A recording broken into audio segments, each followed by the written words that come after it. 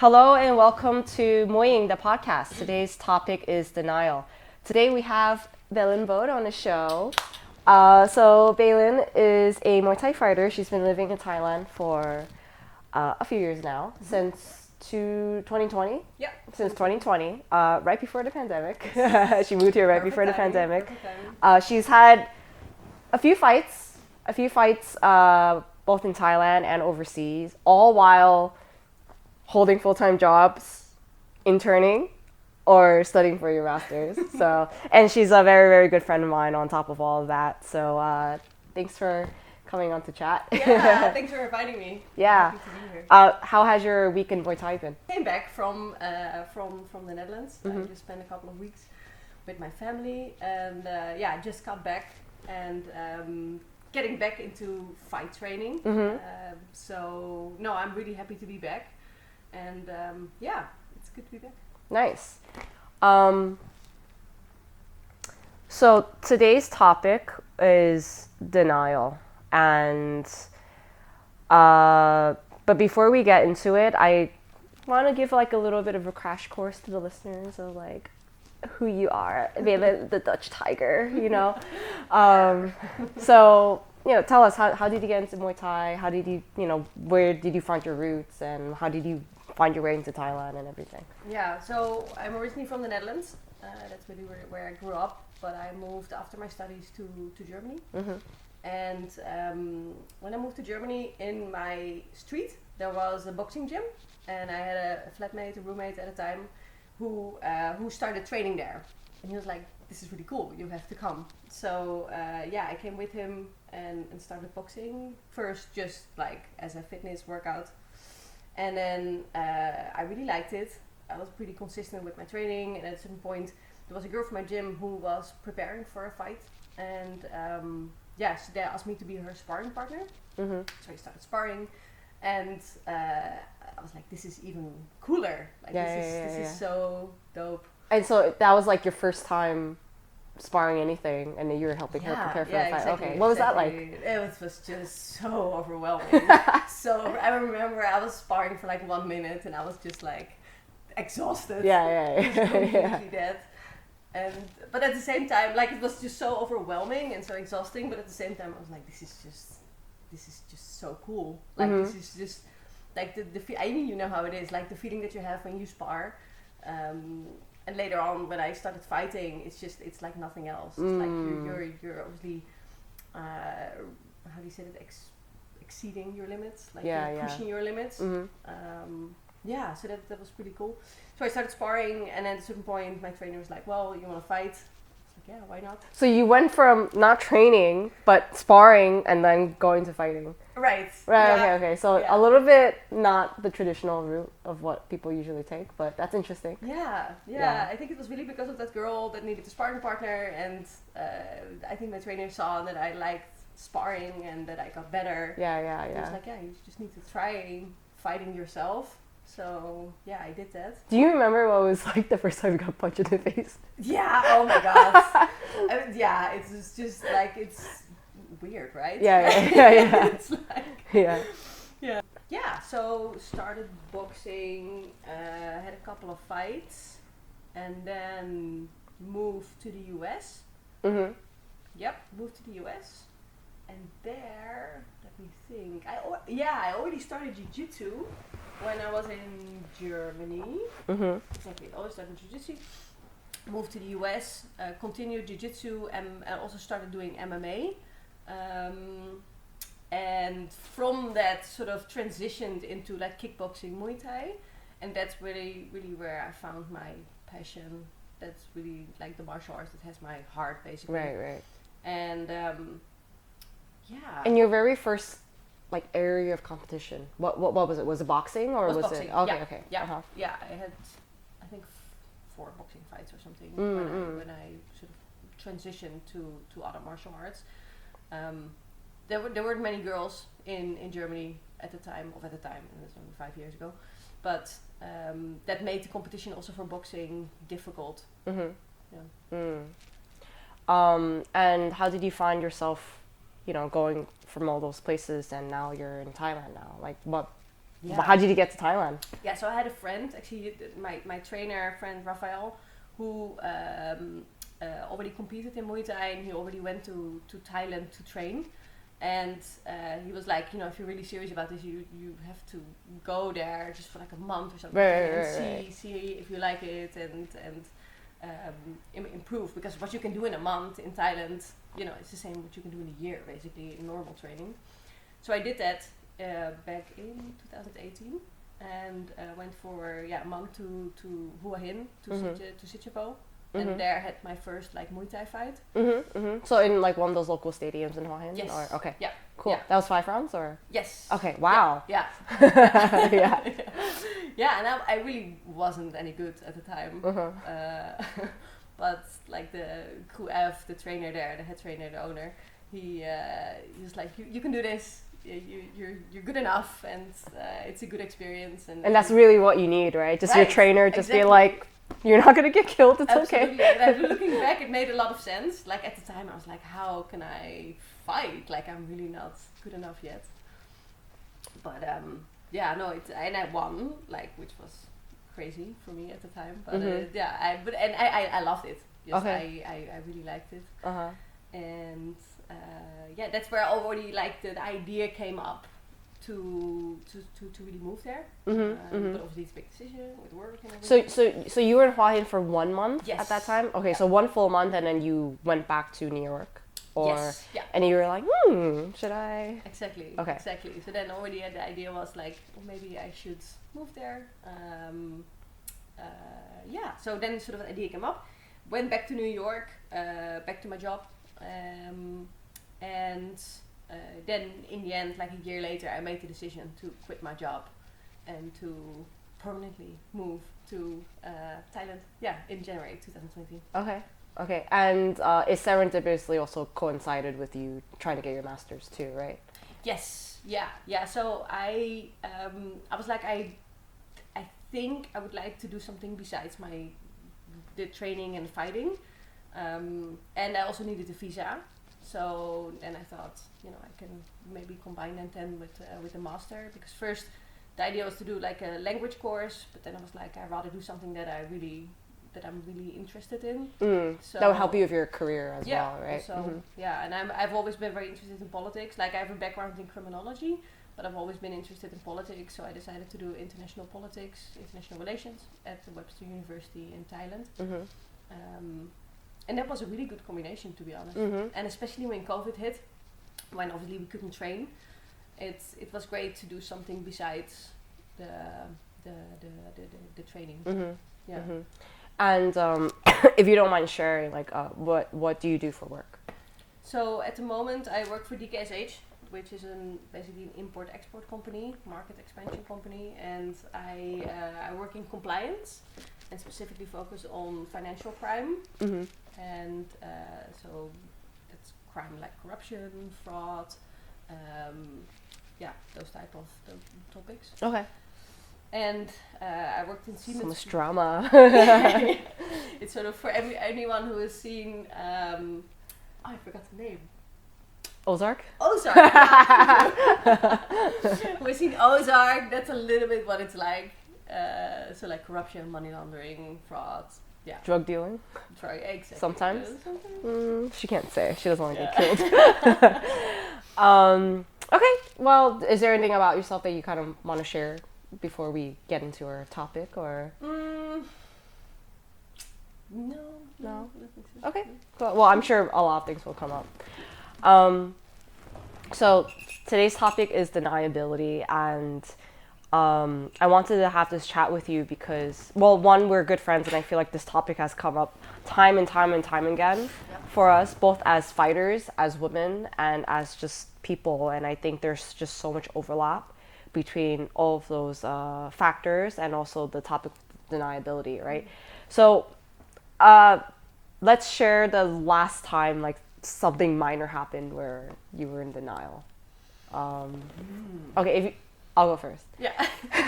So when I got back to Thailand this last time, it was raining a lot, and then I started feeling under the weather, and I was like, oh, it's the rain, it's fine, right?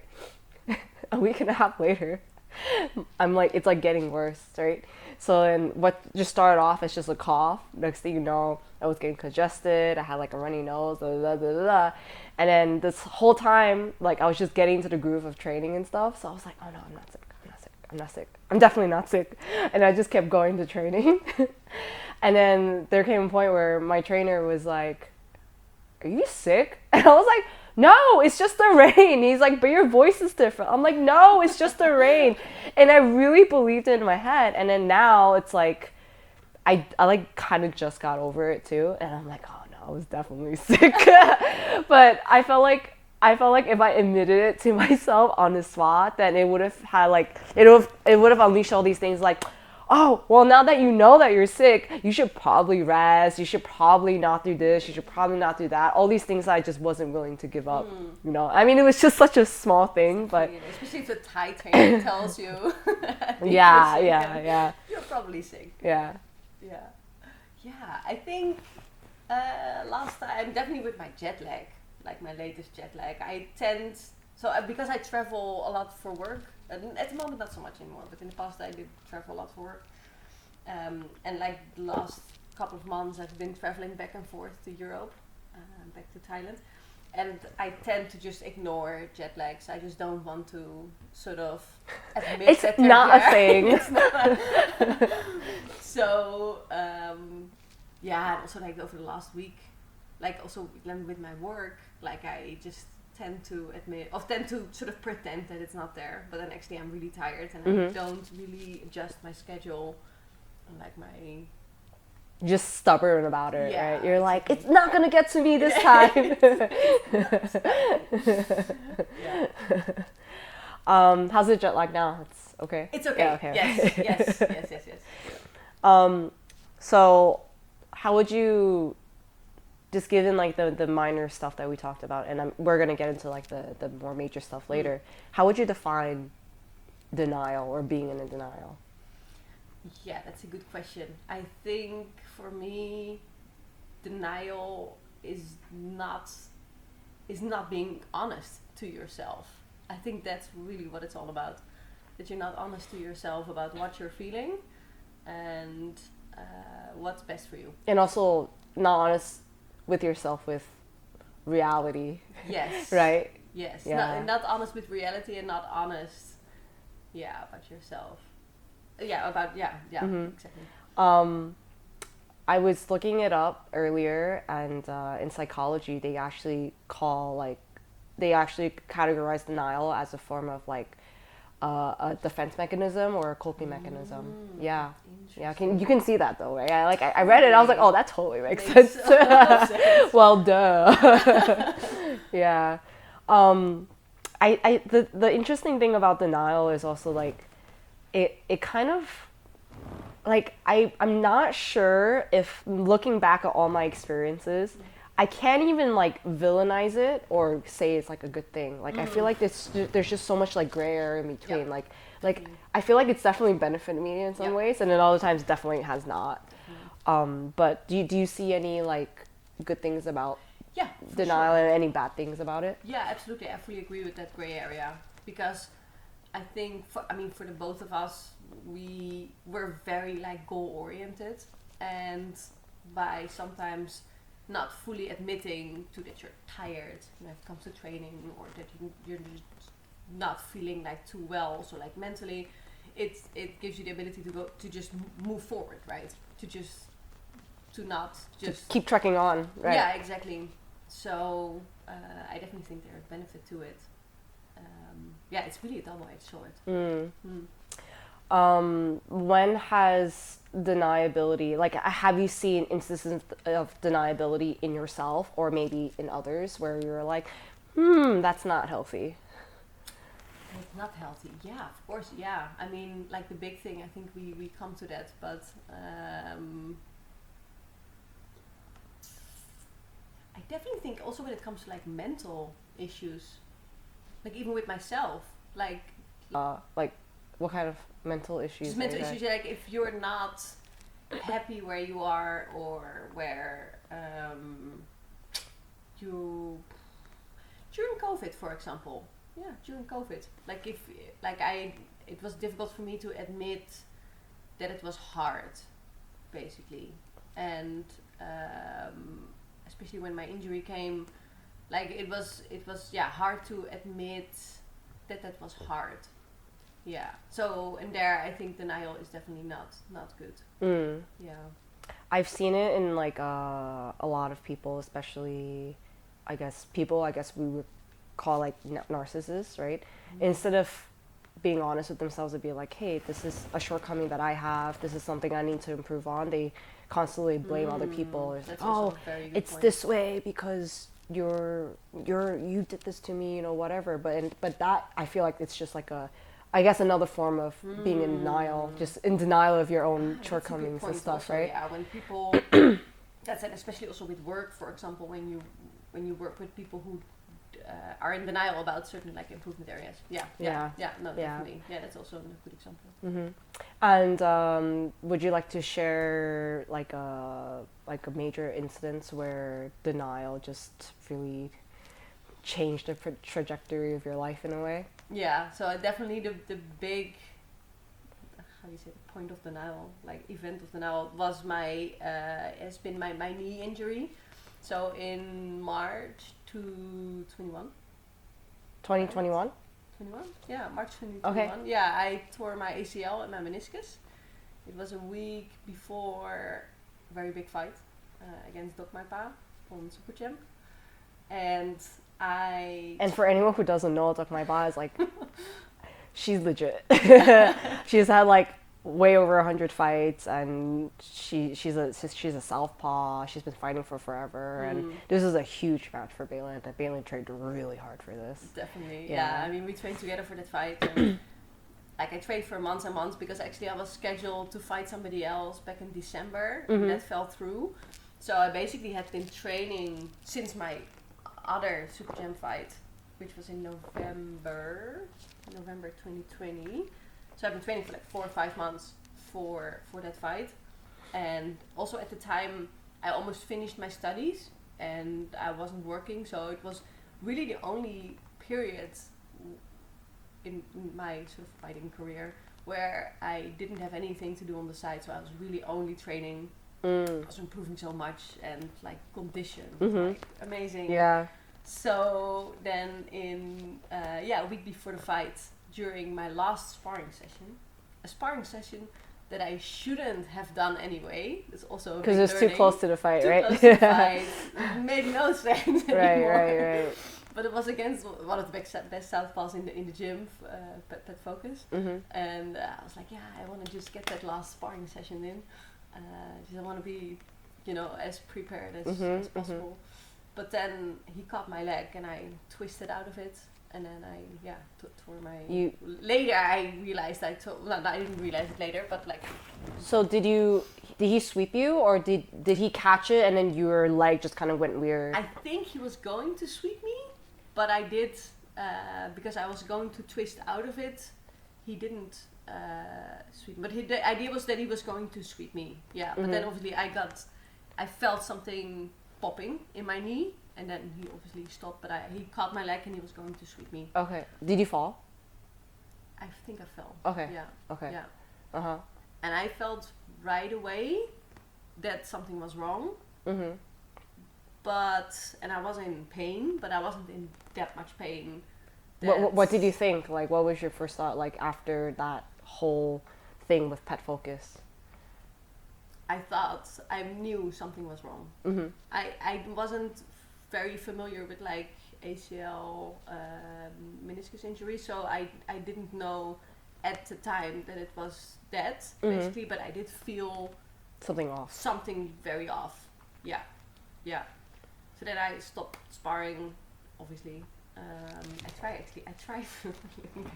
tried to continue sparring, but that obviously didn't work. And I went home and I called my physiotherapist in the US. He actually said, I think it's something with your ACL. I think there's something wrong with your ACL. You might have torn it. And then I was like, no, I think you're wrong. How can you say that? How dare you say how that? dare you right? say that? I was like, you're so A week before my fight? exaggerating. How could you? Gosh, yeah.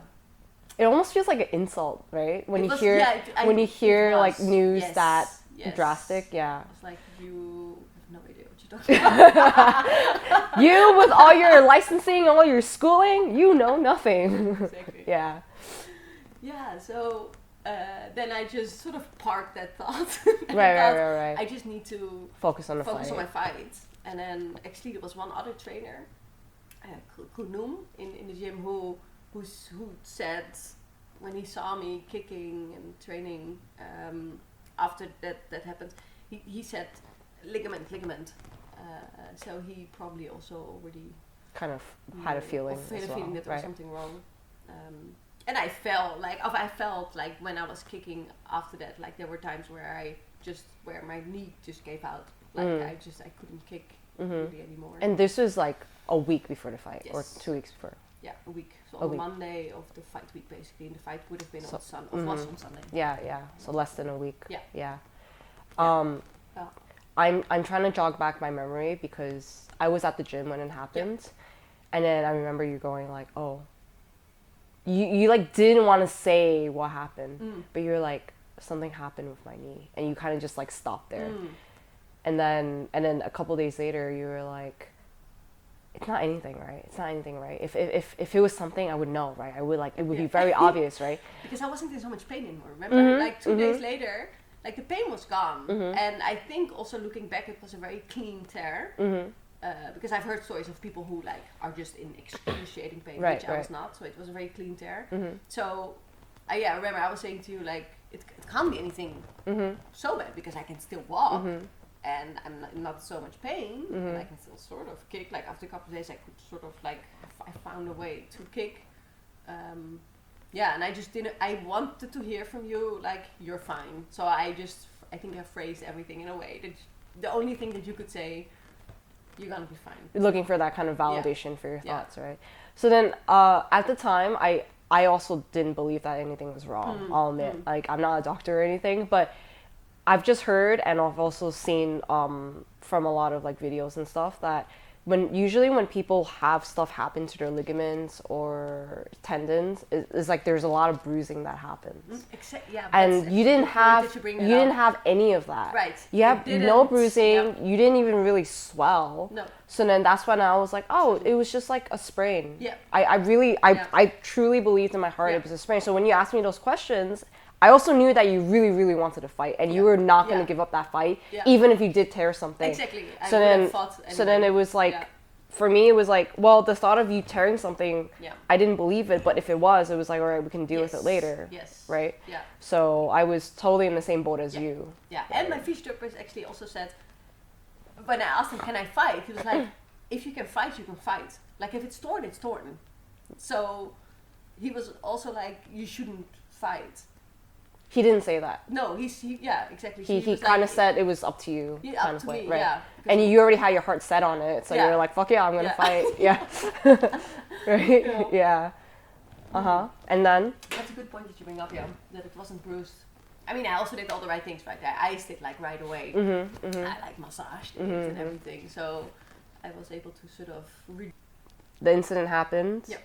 You trying to kind of deal with, oh, there might be something going on with my knee, but my fight is on Sunday, kind of thing. Yeah. So bring us to the fight. Right. So during that week, I just tried to ice it as much as possible. Just keep it moving a little bit so that it didn't get stiff.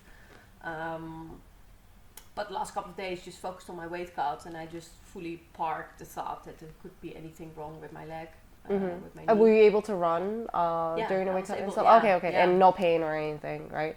So all of these like little things, they kind of just reinforce your idea. Exactly. Nothing exactly. was wrong, right? Like I'm able to run. Like how could I run if it's torn? Right. So, and then weight cut went fine, and I felt pretty good. Like also on the day of the fight, because I mean, besides my knee, everything else was just perfect. Like the camp had been perfect. but I still felt like that. I was very insecure about my knee. I felt that it could just give out when I would kick. Mm-hmm. So then, yeah, on like the evening of the fight, everything went as planned. Or like before the fight, not during the fight. But I started the fight. Well, actually, maybe it's. Shall I tell? That you can cut this out. But with Doc My Pa, like her interaction and stuff. Yeah, of course. Yeah, share whatever you want. Yeah, of course. Yeah, I mean, what was it like fighting like a world champion with like 20 times the amount of experience you had? Like that on itself was just such an invaluable experience, because she, before the fight, like she was so like relaxed, and so like also like during the weigh-in, like she came on her own, like she didn't have her trainer with her, and completely chill also towards me, like super nice, like as all the the Thai girls are, but so she was also very nice, and you saw that she was very relaxed and very experienced in that sense. Even that she came off like a long layoff. I know that she had one sort of how do you say that, like she hadn't fought for a while. She actually fought the month before, but that was just like a warm-up local kind of thing, event. So this was really her big sort of comeback fight, like on Super Champ. Yeah. So I was like, oh, maybe she is like a little bit nervous, but none of that. Like, you didn't sense any of that, right? No. Yeah. And even on the night itself, like she wanted to take a picture, like right before we went into. While you were like nervous, you're like, I was so nervous. And then she was like, yeah, let's take a picture with like Game, the owner of PK, of the son of the owner, and with her trainer. And I was like, why do you want to take a picture? Like right when we were gonna sort of walk out to the ring. But anyway, so that was interesting. And then like the fight started, and she right away basically kicked me like really hard. Okay, again, she's a southpaw, so it's that fucking left kick, that annoying left kick. Oh, it's like a fucking baseball bat. Ooh. So she kicked me like right already on the liver, and then she looked at me, just like just checking if that would like hurt me, and I think she saw right away in my face that it obviously hurt me, because I've obviously never fought somebody who is so like experienced and kicks so hard. So that sort of really took me by surprise, and she kicked me a couple of times, and at a certain point she kicked me so hard that I dropped, and I got an 8 count. And yeah, I remember, I mean, you were in my corner, and Rafael was in my corner, and obviously Pajay. But I remember at the time that I was, I'm not crying, it's just my mascara. I remember at the time that I was on the ground, like I was on my hands and knees, and I was just thinking like, oh, it's okay if I just stop right here. And then after like 2-3 seconds, I heard you guys like yelling at me, like, get up. And I was like, oh yeah, I need to get up. That's how this works. So but I just like never felt so much pain just in my life, to be honest. Like it was just getting hit in the liver like that is just something else. And it's truly like your body is just fully shutting down. It's just like your whole body is just like, it's just I read some stuff about why that liver shot just like cripples people, and it literally just starts shutting down your body. It does, right? Yeah, it's that not alarm sign to your body, like, hey, we gotta stop what we're doing. Doing. It's not just the pain to the liver that is bad. It's your your entire body is like, what? Right. We gotta reset. Because if you see like fighters like normally getting kicked or being in pain, that you have a pretty good way of sort of masking that. But once you get kicked in the liver, I mean, it's an organ. No amount of training is going to prepare you for that. So exactly. Yeah, somebody like Malcolm actually, he wrote to me after the fight. He was like, you can't condition the liver. You can't. And that's really what it is. But I was just up to that point, I never felt pain in my fights. So I was like, oh, I'm pretty good at this. Like I don't have this thing. Nothing affects me. Nothing affects me. Exactly. So that was kind of a reality check. But then I got up and continued to fight. But then she dropped me again in the end of that round with a knee, again in the liver. So it was sort of a second liver shot. and but luckily that was in the end of the round. So went into the break. And had great corner work from you, from Bajai and Rafael, who just like completely like sort of reminded me what I was going to do in this fight, and I was going to go forward, and I was going to use my combinations and my right kick, which obviously wasn't as strong at the time anymore because of the injury, but still like that's what I needed to do, and that's what I did in the second round, and I felt like completely sort of recharged in the field. And went into the second round, and that went actually quite well. So I really put her on the back foot and landed some shots. But then she caught me with an elbow, and then the ref stopped the fight. Even though you could have kept fighting, 100%. And the cut was not even that big. No, it was like a pity kind of. Yes. Oh, we're gonna just wave it off kind of thing. Very upsetting to everyone. Very upsetting. There was a moment in the fight though. I saw your leg give out. Yes. I think she kicked your leg. Yes. And then your leg kind of was like. Yes, and I remember I think Rafael also said that like the first kick that I threw, I felt like my knee giving out, and he saw it on my face because I was like, this feels very strange.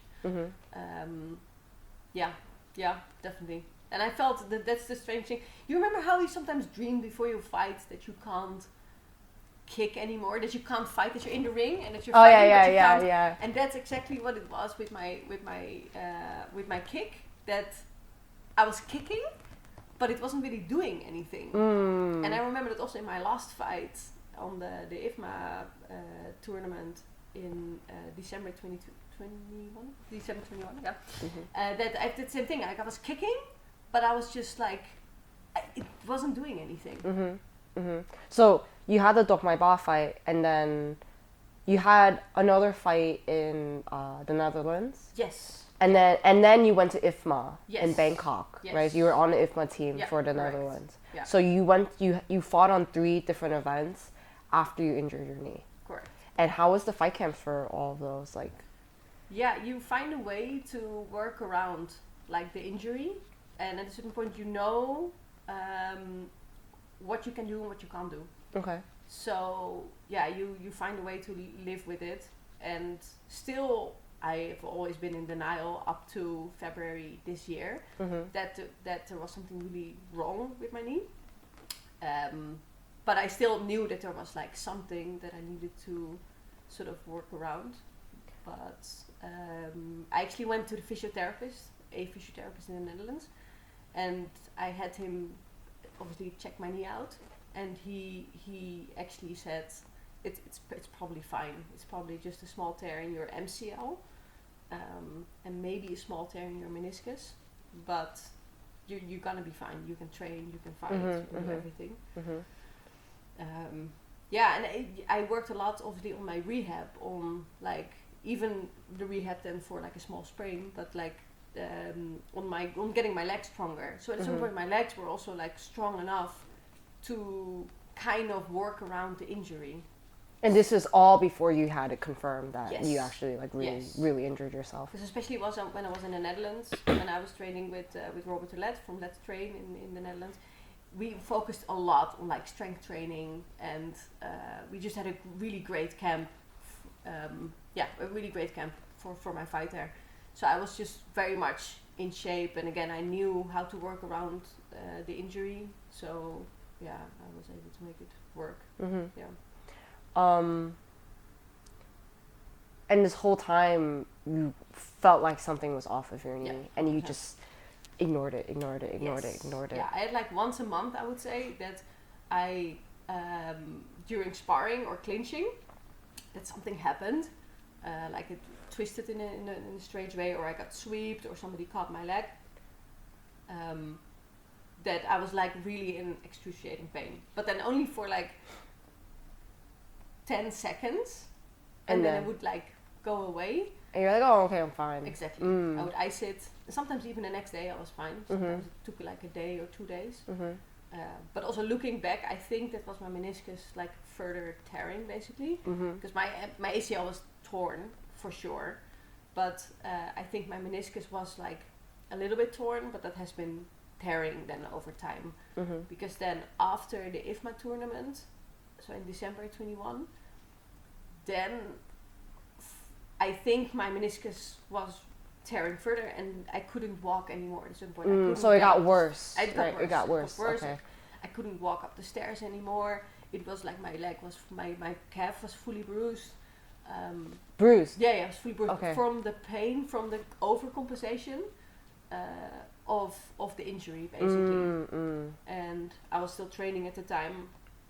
I remember I went again to Muay Ying for a couple of days to train with Sitjapo, and I remember my calf was completely bruised, just from the overcompensation. Right. And then I was like, I can't walk anymore. And even the physiotherapist, another physiotherapist in Thailand, in Bangkok, who checked it out, said, no, it's probably just a small tear in your meniscus.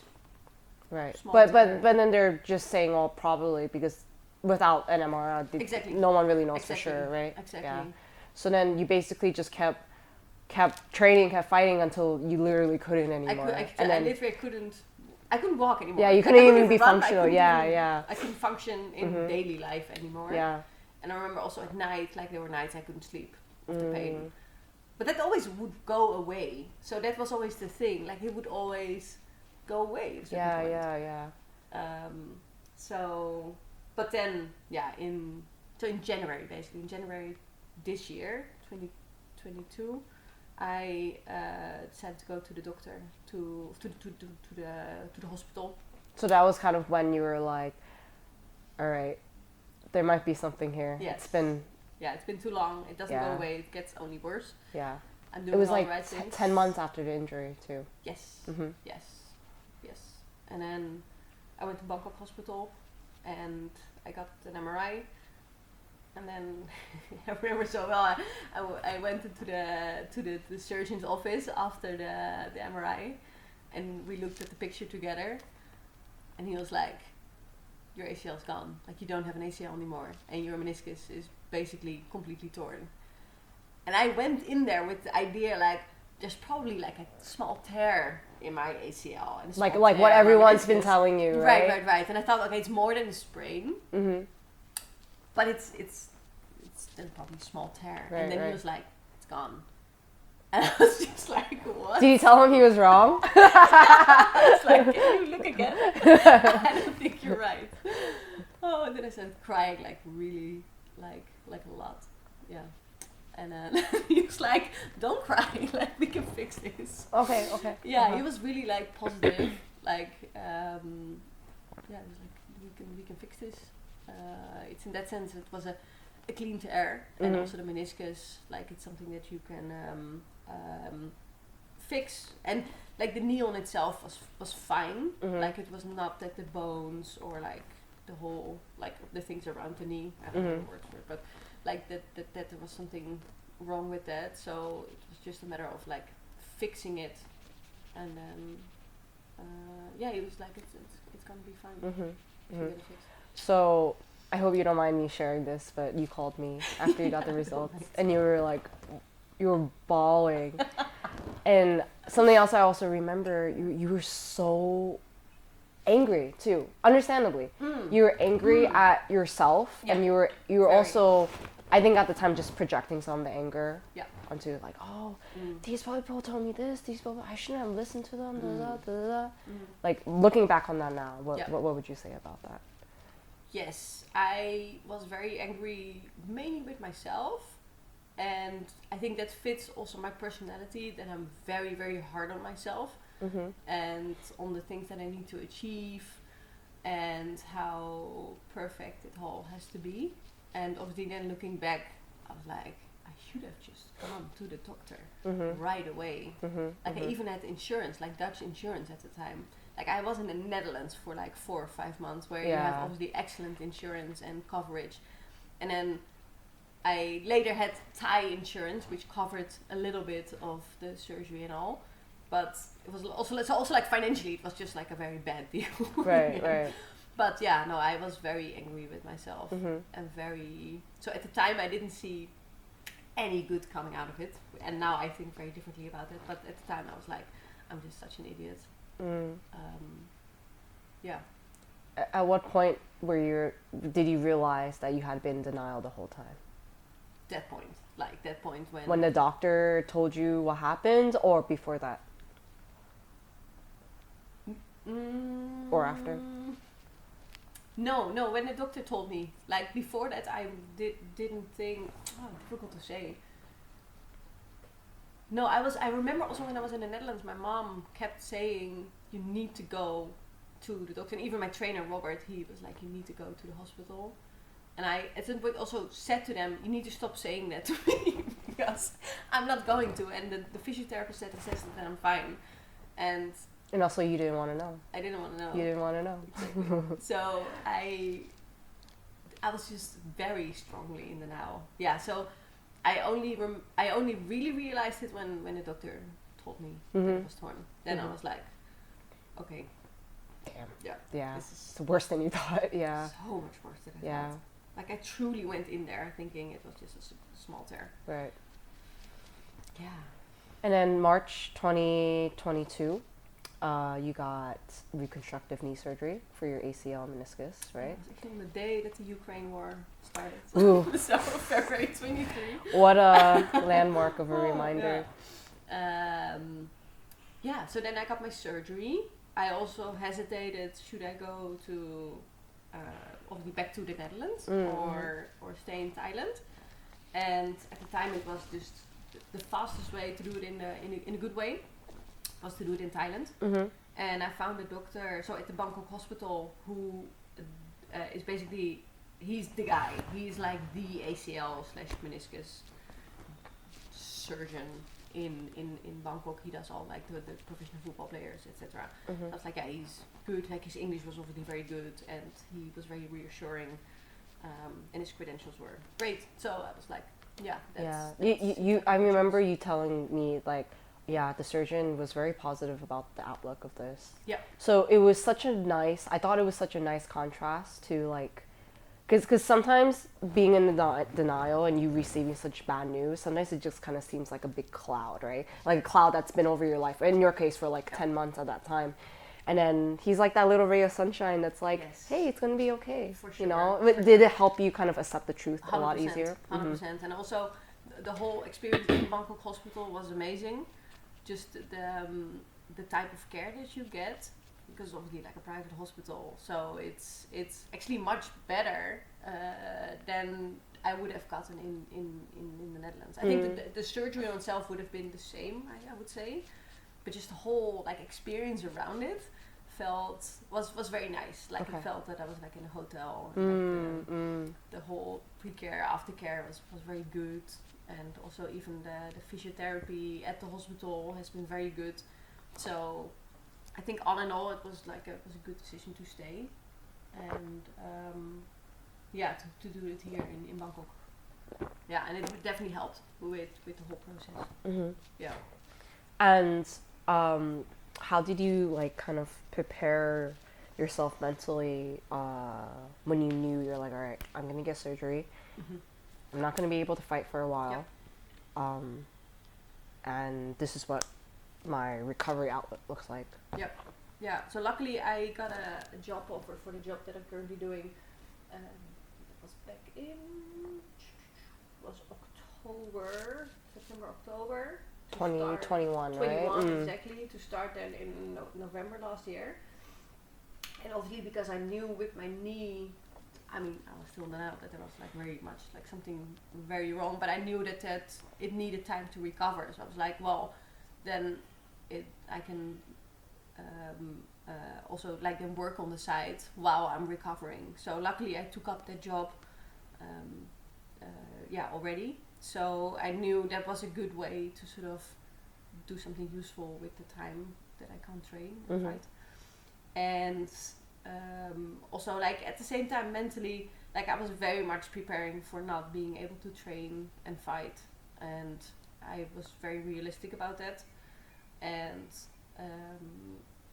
just I have a great support system. Like I have you here, of course, and I have my family in the Netherlands that I have a really good relationship with, and I have a lot of friends in the Netherlands who were like all very much ready to support me. So that also really got me through like the first couple of months, because especially like the first 6 weeks were very tough. Just the pain that I was in, and just not being able to do anything. And you're feeling at the time, just to prepare anyone who is going to go through this, it feels that it's never gonna be all right.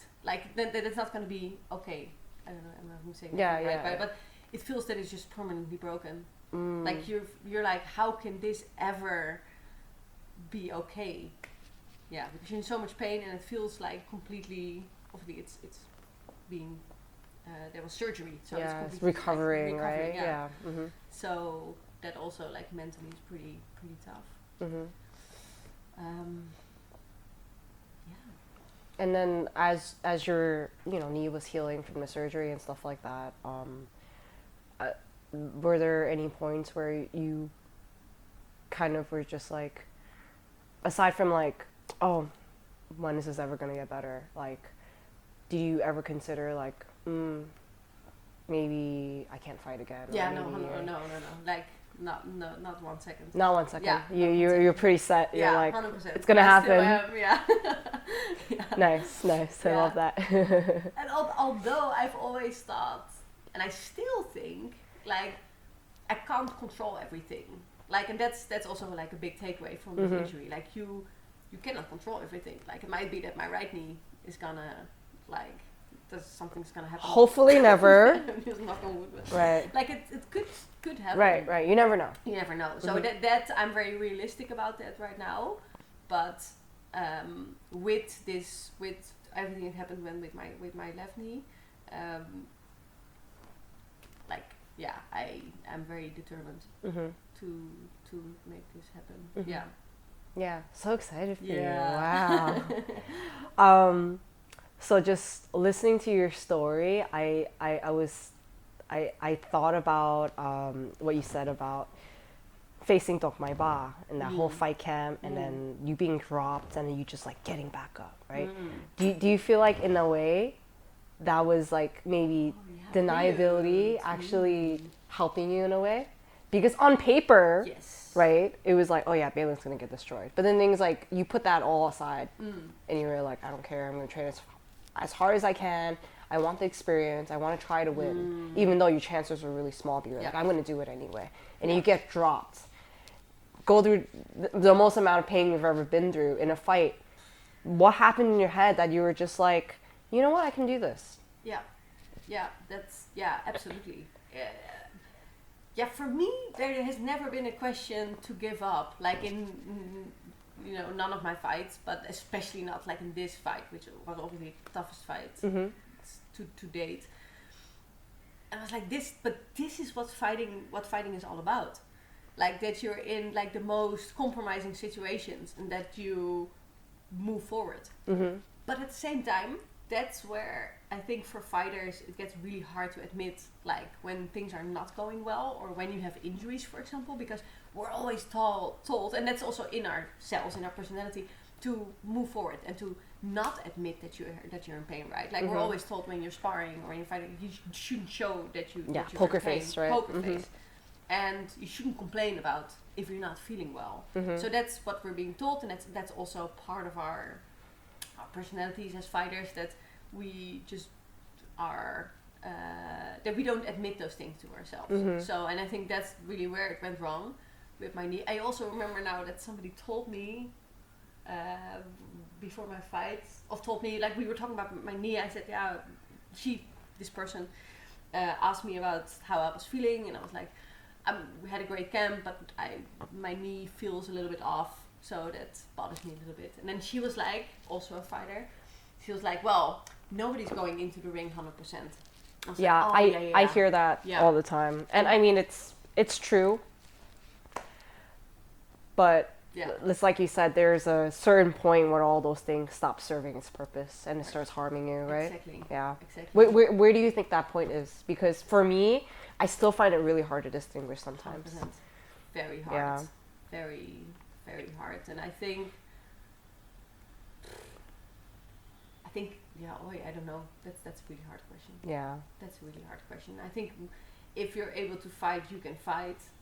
I just think when it would make an injury so much worse by fighting, I think that's where maybe I would draw the line. So even in this case, like, it was already torn, so like something, it couldn't get worse basically. Right.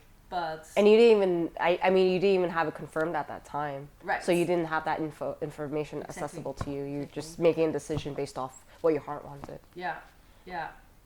But even like Francis Ngannou, like the heavyweight, like UFC champion, he tore his ACL, I think also like a week or something before his last fight, his championship fight against Cyril Gane, and he went in there with the brace, fighting. So he knew that his ACL was torn. But he wanted to do it anyway. Yeah. Yeah. So, but it's so hard. Yeah. When is it too bad to fight, basically? Yeah. Like when do you tell a fighter who has a true fighter's heart, like, or how do you expect them to tell themselves, hey, you shouldn't do this, right? Yeah. Very difficult. Learning experiences from all of this? Oh, so many. Well, first of all, just appreciation to train and to fight. Like, I'm so happy to be back in the gym and to fight and to train already. Not that I can't. It's a good reminder that it's a privilege. Oh, Yeah. It is. So that on itself is great. Then definitely listen to your body. My goodness. Yeah, that's Your body does talk to you, right? It's just a matter of whether or not you want to listen. Totally. And I think also connected to that, also like your mental state of being is also really important. Like, it also pushed me to work on some like mental topics, because listening to your body is also listening to your what's going on up here, right? Exactly. Yeah. So that, and also just the importance. I kind of knew this already, but it's a good reminder of like the strength and conditioning, especially for women in Muay Thai, because we tend to have less muscles than men, but it's really important that you have like a strong basis, right? So also a big takeaway. Can I add one more to that, if you don't mind? Of course. Get an MRI. Yes. To confirm or deny Yes, everything. Yeah. Definitely. I'm if sure. you're in I'm. doubt, get an MRI. I'm sure all of the healthcare professionals who thought it was not anything more than like a slight tear, I'm sure they had just the best intentions, but Of course. at the end of the day, they can't say for sure, I right? still don't fully understand why my physiotherapist, especially in the Netherlands, didn't say, well, if you're in doubt, just get an MRI. Like, he almost like convinced me. I hope he's not listening. I know you did your best and that you're a nice guy, but like I don't understand why he didn't just say get an MRI, because I was time after time in his office saying, I'm in pain, I'm in pain, right. And then still he was like, no, it's probably fine. You don't need to get an MRI. Yeah. Well, was there anything you'd like to discuss about being in denial that we didn't get to discuss, or something you want to bring up?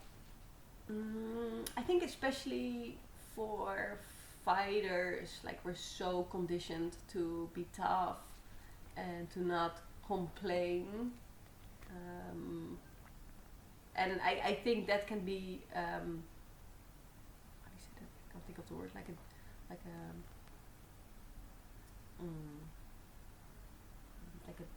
disadvantage? No, not a disadvantage. Like a double-edged sword. Yes. Would that be a good way to put it? Yeah, exactly. It's double-edged sword. It's like, we already discussed it earlier, but it's, we're trained to be tough. Like, we are often naturally tough people, so we don't want to complain, but it's really important to be honest to yourself and to listen to your body, and So be tough, but also be honest, and have them work together instead of yes. Right. Yes. Okay. Nice. Yeah. Nice. Is that all? Yeah. Okay. Well, how can the listeners learn more about you, find you on social media, anything else you want to plug? I'm on social media. I'm on Instagram My handle is Belen_NYCC. And yeah, I hope to fight again soon. Within the next 2-3 months, I Okay, think. okay. Yeah, So fairly I'm soon. aiming for like November, December. Yeah, I was in the Dutch team for the first time, like on the last IFMA World Championship in December 21. And I'm gonna participate again. Okay. Exciting. Yeah, so that's pretty Getting your life back. Yeah, Right? Yeah. yeah, for sure. Yeah, and now I'm also thinking like what to do next year, like because I'm now still working full time, but maybe I will cut back on that and start focusing on my fighting more. So I'm really excited about the next month, next year, and just really looking forward, just progressing in training and getting stronger again and improving again. So and I think also now post-COVID, like it's a great time to fight. Like there's so many I think it's easier right now to kind of make more definitive decisions of like, oh yeah, I'm gonna go there, as opposed to, oh, we'll see, right? Yeah, for sure. Yeah, because it also reminds me of COVID. Like it was hard also after COVID to have the injury and to also then admit that I had to cut back, because it was also at the time when we would get more events, more fighting opportunities, and I was like, you just wanted to grab. This is not the right time to have an injury. How inconvenient, knee. Exactly. Yeah. Well, everyone listening, you can follow Belen on Instagram, BELEN_NYCC, where you can stay up to date with her training and her potential future fights. They're gonna happen, just not sure when yet. So thank you for coming on to chat. This was fun. Yeah, thank you. You're welcome. And you can follow me on Instagram. I'm Angela Sitan, ANGLASITAN. You can also go to muay-ying.com for more articles on training in Thailand, fighting, mindset, weight cut, things on, women in Muay Thai, things like that. Got any questions, just let us know. See you in the next episode.